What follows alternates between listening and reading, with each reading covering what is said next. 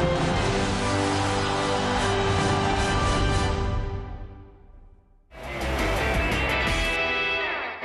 for Chelsea, and they are right back in business.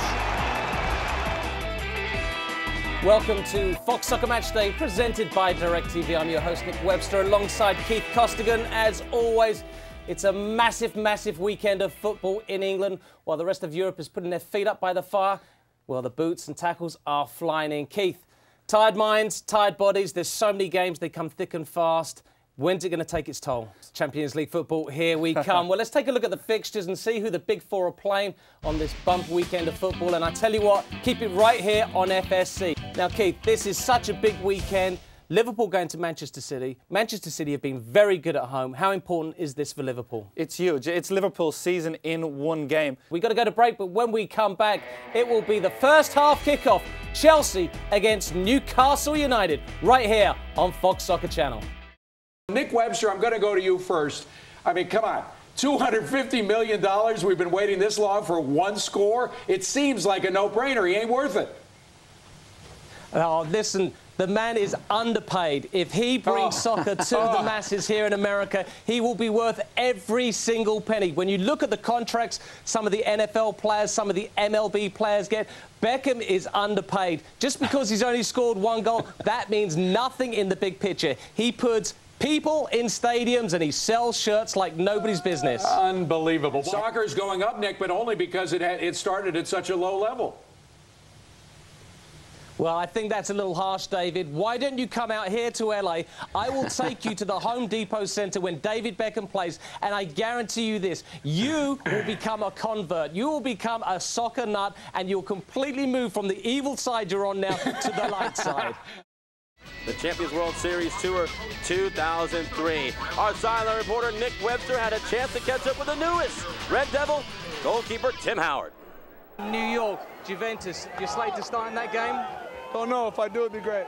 And how's it going with the squad? Are you settling in well? Yeah, settling in well. The boys are great. And what do you think of the first half performance? Club America, everything you thought they'd be? Yeah, I think we can get a goal here in the second half and put it away. Nick Webster down with the man of the match, Diego Forlan. Diego, your 2 goals today. Are you making a statement to Sir Alex Ferguson that you want to start up front with Ruud van Nistelrooy next season? Well, the preseason is beginning, and well, it's my first game, and I'm happy winning the game and scoring goals. Sir Alex, you must be delighted with today's performance. Does this bode well for the rest of the season? Well, the first half was pretty slow, I thought. It took time to get going. But we spoke about increasing the tempo in the second half, and particularly the early parts of the second half we played very well. And you must be delighted with Diego Forlan's performance, scoring 2 goals. Very good, excellent. That'll do him the world of good. Great, thanks Alex. Good luck this season. Thanks, Nick, and we'll step aside one more time. The final score from the Coliseum, Man United 3, Club America 1. This is Super Saturday Plus.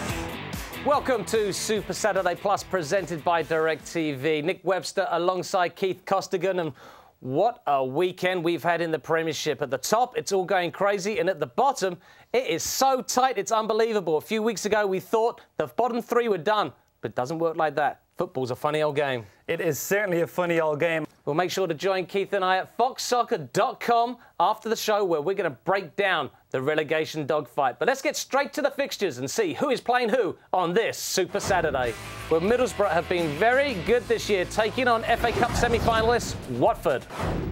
With a big FA Cup semi-final coming up against United next weekend, it's understandable that Watford would take their foot off the gas, but their defending in this game was absolutely atrocious. Here you can see the first example. Well, Stewart doesn't get nearly close enough to Johnson, allowing him the time and the space to get the ball across. You've got to be tighter here in the Premier League. We've got to go to break, but there's so much more coming up on Super Saturday Plus, presented by DirecTV.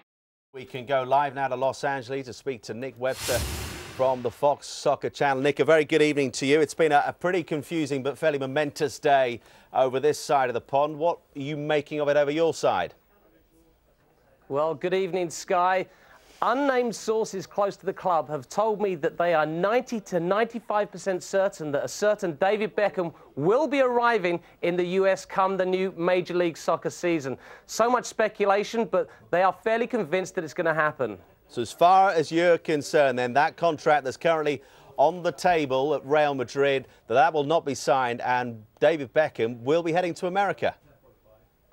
Yes, there is Chinese whispers at the moment. The DMV, where people get their driver's licenses, supposedly have an appointment set up for Beckham in the coming months. His wife Victoria has been seen house shopping in Beverly Hills, of all places. And of course, he has the David Beckham Academy out here that he's very keen to get up and running.